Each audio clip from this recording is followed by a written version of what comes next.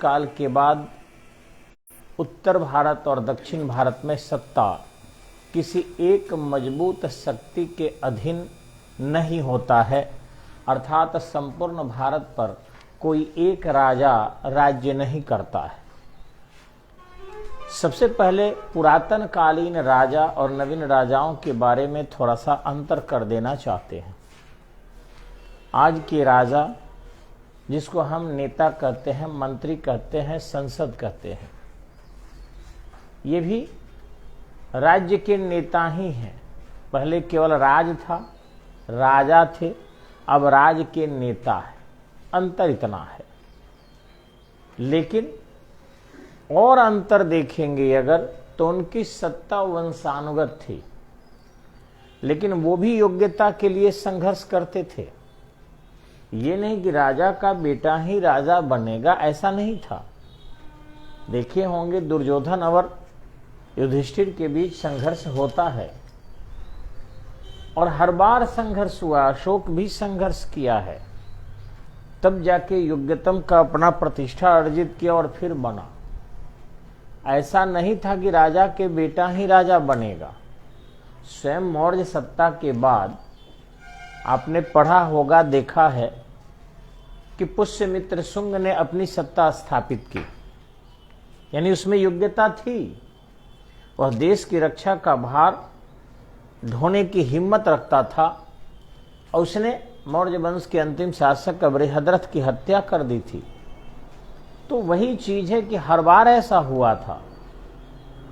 ठीक इसी ढंग से जब शुंग सत्ता में भी कमजोरी आ गई, शुंग कोई क्षत्रिय नहीं थे, ब्राह्मण थे, तो वासुदेव कण्व आकर उनकी सत्ता को समाप्त कर दिया शुंग की, और कण्व सत्ता की स्थापना कर दिया। यहां भी सत्ता जब कमजोर हो रही है, ब्राह्मण की सत्ता है, जब सुशर्मन जो है सत्ता संचालित करने में कमजोर होता है, तो सुदूर दक्षिण भारत से, महाराष्ट्र के प्रतिष्ठान से एक व्यक्ति आता है, नाम सिमुख है। लोग कहते हैं प्राचीन काल में जात पात था, भाई भतीजावाद था। ऐसा अगर होता तो बिंबिसार का पुत्र अजातशत्रु ही बंदी क्यों बना लेता पिता को? ऐसा कुछ नहीं था। योग्यता को सैल्यूट की जाती थी। अशोक क्यों संघर्ष करता? चंद्रगुप्त मौर्य क्यों धनानंद को मारकर राजा बन जाता? धनानंद शूद्र होकर भी राजा कैसे बनता? तो ये जानबूझकर पढ़ाया जाता है इतिहास में कि केवल राजा राजपूत थे और इन्होंने शोषण किया था। ये जानबूझकर अंग्रेजों ने शुरू किया, क्योंकि अंग्रेजों के खिलाफ लड़ने वाले समस्त भारतीय शासक लगभग राजपूत थे। चाहे वो महाराणा प्रताप हो, सॉरी मैं गलत हूं, माने उधर हो जाना है, लेकिन चाहे वीर कुंवर सिंह हो, चाहे झांसी की रानी हो, चाहे जयप्रकाश नारायण हो, मैक्सिमम लोग आपको जो लड़ने वाले थे वही थे। तो इस तरीके से अंग्रेजों ने जानबूझकर ऐसा कुछ लिख डाला। लेकिन अगर प्राचीन काल से अभी तक आएंगे तो देखेंगे भारत में सभी जाति के लोगों का शासन रहा था, और कोई भी एक जाति ऐसी नहीं थी कि उनका पुत्र अयोग्य भी होगा तो शासक होगा। बड़ा बेटा धृतराष्ट्र था और छोटा बेटा पांडव था, लेकिन धृतराष्ट्र अंधा था, इसलिए उसे शासक नहीं बनाया गया और छोटे को पांडव योग्य था बनाया गया। तो आप समझ सकते हैं कि योग्यता को उस समय भी सैल्यूट किया जाता था। हाँ, आज के समय में ये जरूर हो गया है कि बाप अगर नेता है तो बेटा कितना हो अयोग्य हो वो नेता बन जाएगा। अगर पति नेता है और पत्नी को कुछ नहीं आए तब भी वो नेता बन जाएगी। आज है, राजीव गांधी नेता थे और देखिए वो नहीं रहे तो उनकी पत्नी सोनिया नेता है।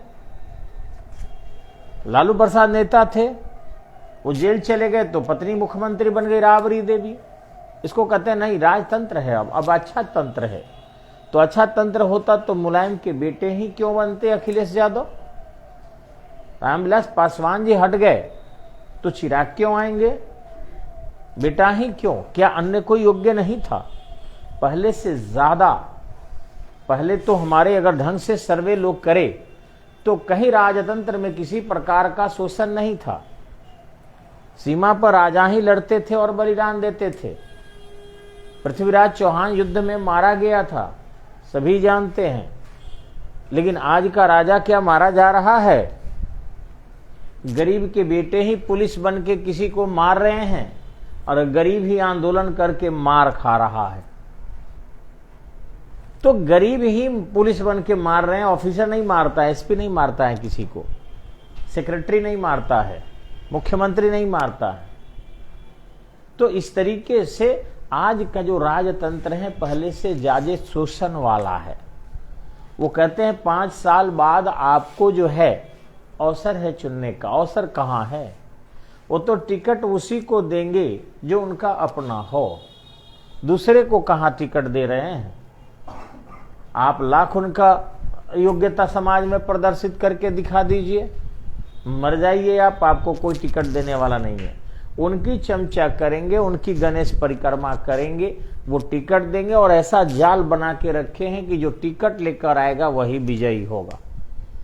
इस संपूर्ण भारत में 545 लोकसभा के और 245 राज्यसभा के जाते हैं, कुछ मनोनीत होके और कुछ जो है चुनाव लड़के। कितने लोग निर्दलीय पहुंचते हैं तनी बताइए तो फिर लोकतंत्र है कहां? तो पार्टी तंत्र है, और पार्टी तंत्र वंश परंपरा से भी ज्यादा कटु है कि चाहे वो जितना योग्य होगा, बकलेल होगा, फिर भी वही राज भोगेगा। पहले ऐसा नहीं था कि बकलेल को महत्व दिया जाता था, और वह सीमा पर भी नहीं जाएगा, उसकी सुरक्षा में लोग खड़े रहेंगे। हरे लोकतंत्र, अभी का लोकतंत्र जो है वो पहले से 1000 गुना घटिया स्थिति में पहुंच चुका है। लेकिन हमारे पढ़ाने में, हमारे इतिहास में, हमारे चालाक विद्वानों ने इस तरीके से शिक्षा को दे दिया समाज में कि सब लोग अपने कष्ट के कारण पुराने राजाओं को मानते हैं, उससे ज्यादा आज कष्ट में है। लेकिन कहते हैं नहीं, पुराने राजा इसके लिए उत्तरदायी थे। तो जो भी हो, लेकिन ऐसा मैं मानता हूं कि ऐसा नहीं था। एक भी राजा खून का प्यासा नहीं था, एक भी राजा शोषक नहीं था, एक भी राजा जो है किसी दूसरे को युद्ध क्षेत्र में भेजकर अपने सोया नहीं रहता था। खुद युद्ध लड़ते थे, खुद बलिदान देते थे, खुद उनके पुत्र वगैरह, पौत्रादि वगैरह युद्ध में शहीद हुआ करते थे। पांडव और कौरव के संघर्ष से लेकर अशोक के 99 भाइयों तक, बाद के राजाओं में भी अगर देखें, पृथ्वीराज चौहान से लेकर राणा संग्राम सिंह तक, कौन मरा था? राजा मरा था, राजा युद्ध लड़ता था। ठीक इसी ढंग से जब आक्रमण करता है बाबर, तो उस दौरान भी तो यही होता है कि राजा युद्ध करता है। लेकिन आज राजा नहीं जाता है, आज सेना जाती है, सेना मरती है। तो गरीब हुए, और आंदोलन भी देश के अंदर अगर करते हैं तो गरीब करते हैं। तो गरीब और गरीब के बीच संघर्ष है। अब जो है पुराने राजाओं के बीच संघर्ष वाली बात नहीं रही है। अब यहां देखेंगे आप, इस टॉपिक को क्यों मैं लाया हूं, क्योंकि आज का हमारा टॉपिक है त्रिराष्ट्र संघर्ष। इसमें देखेंगे एक तरफ पाल होते हैं, एक तरफ प्रतिहार होते हैं, एक तरफ राष्ट्रकूट होते हैं। अब पाल, प्रतिहार, राष्ट्रकूट में आप देखेंगे कि ये जो पाल है ये बंगाल में शासन करते हैं, और प्रतिहार जो है ये गुजरात में करते हैं। गुर्जर प्रतिहार भी इनको बोलते हैं। और राष्ट्रकूट जो है ये मध्य प्रदेश क्षेत्रों में, मध्य प्रदेश या दक्षिण मध्य क्षेत्र में शासन करते हैं। ठीक है, तो इस तरीके से इनका राज्य होता। पालों की जो शक्ति का मूल कारण था वो हाथी थी। प्रतिहारों के शक्ति का मूल कारण जो था वो घोड़ा था, विदेशी घोड़ा बड़े पैमाने पर लाते थे। और राष्ट्रकूटों के शक्ति का जो मूल कारण था युद्ध पद्धति, किलाबंदी, सेना की किलाबंदी नहीं कि दीवार घेर कर नहीं, इतने मजबूती से सेना की किलाबंदी कर देते थे कि उनमें कोई चोंच भी नहीं मार सकता था। ये पाल जो थे, आप जब लखीमपुर अभिलेख में देखेंगे जो लिखवाया गया है कि बंगाल में मत्स्य न्याय की स्थिति उत्पन्न हो गई थी।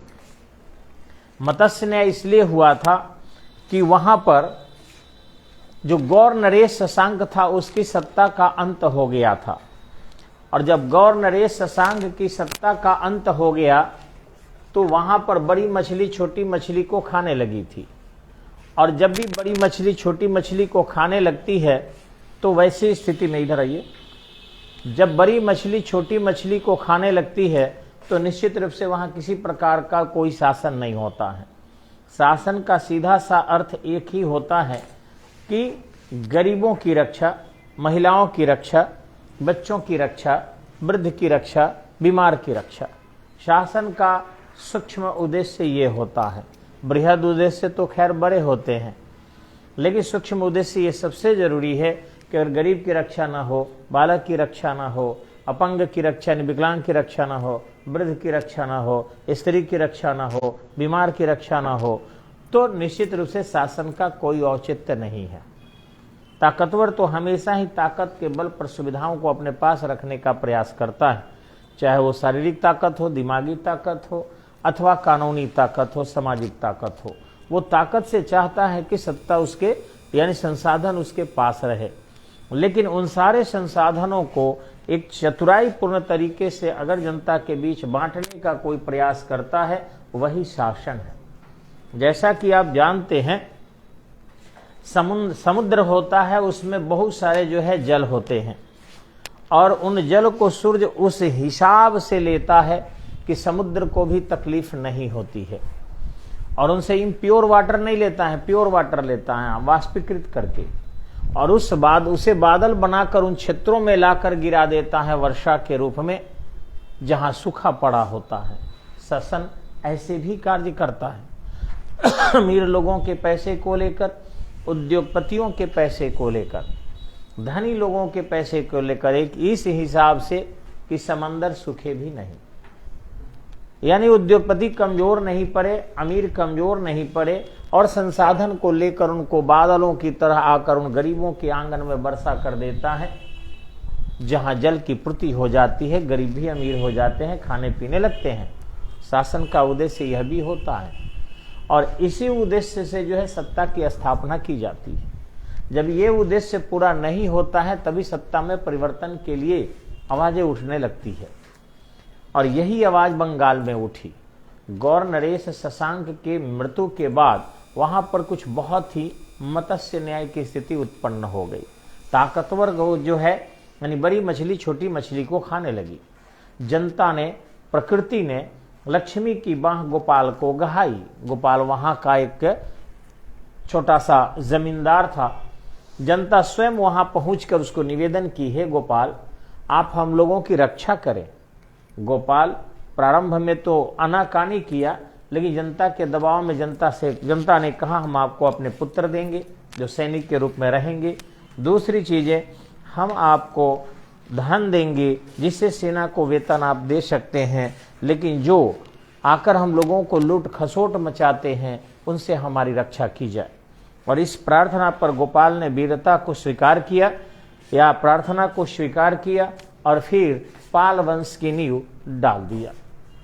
आपको शायद पता होगा कि 750 एडी में पाल वंश की नींव डाल दी गई। लेकिन पाल का बेटा जो धर्मपाल हुआ, ये मूलतः जो है पाल सत्ता का वास्तविक संस्थापक किया। यह न केवल बंगाल में, यह बंगाल से बिहार होते हुए उत्तर प्रदेश के राजनीति में भी हस्तक्षेप करने लगा।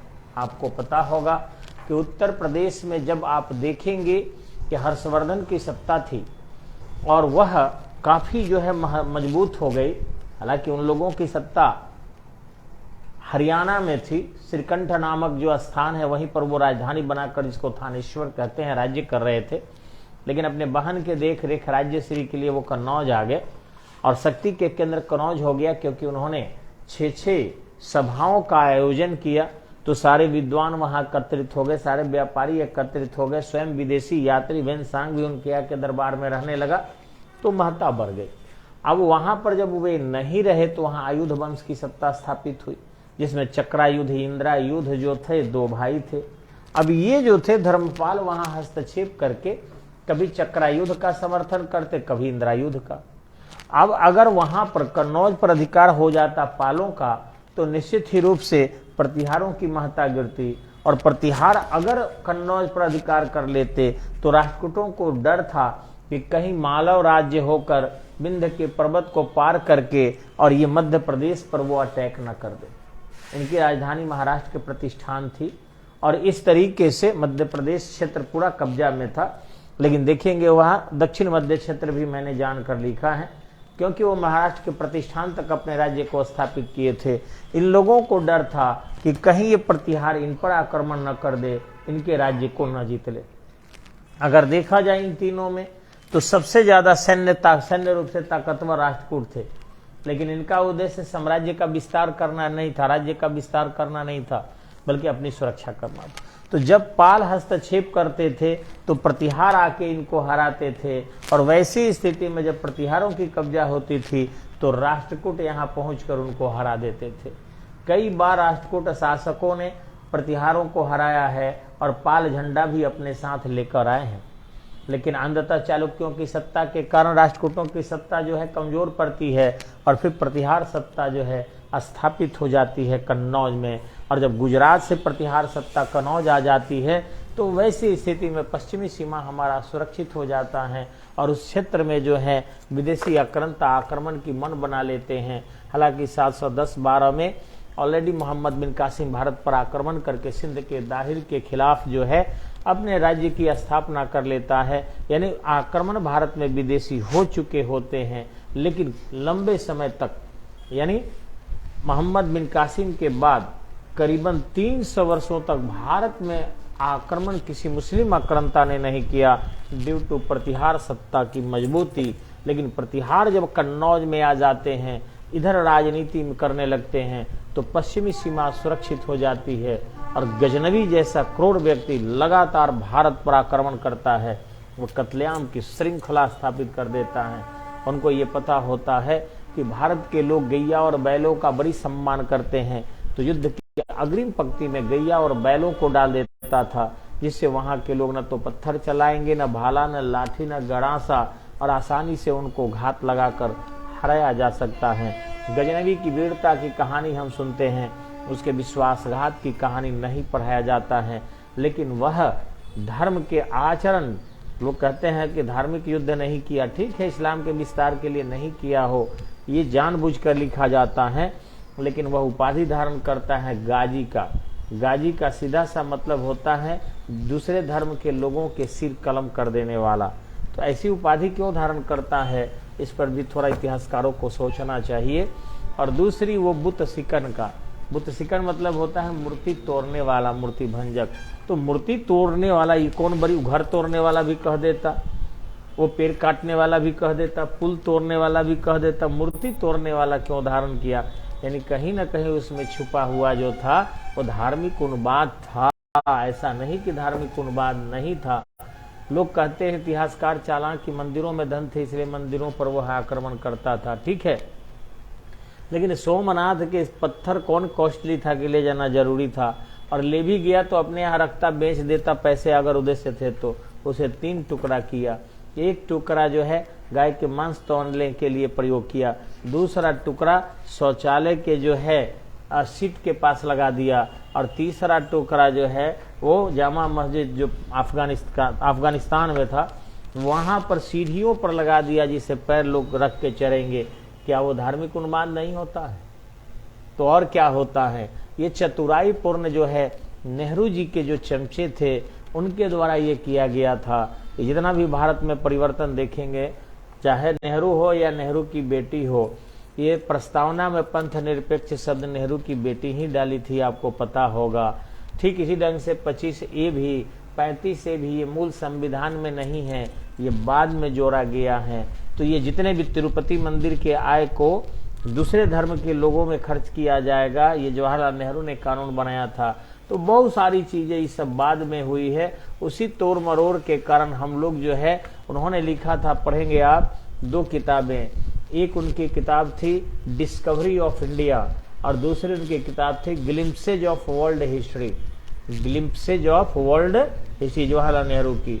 उन्होंने इतिहास में ऐसे निष्कर्ष को लेकर पहुंचाया है जिससे लगता है कि पूरी तरह हम इंडियन दोषी हैं और कोई दोषी नहीं है। हम ही लोगों में सारा कमी, माने हिंदुइज्म इज द वर्स्ट, ऐसा उन्होंने कोशिश किया है डायरेक्टली इनडायरेक्टली।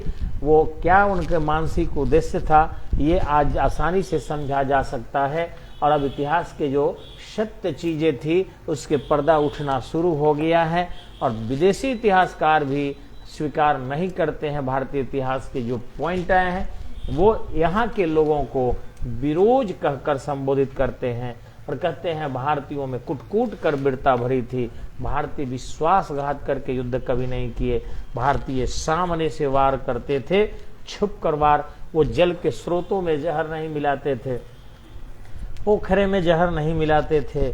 गैया का सिर काट के जो देखे होंगे आप, जो गजनवी और गोरी के आक्रमण के दौरान अजमेर के जो पोखरे थे उसमें डाल देना।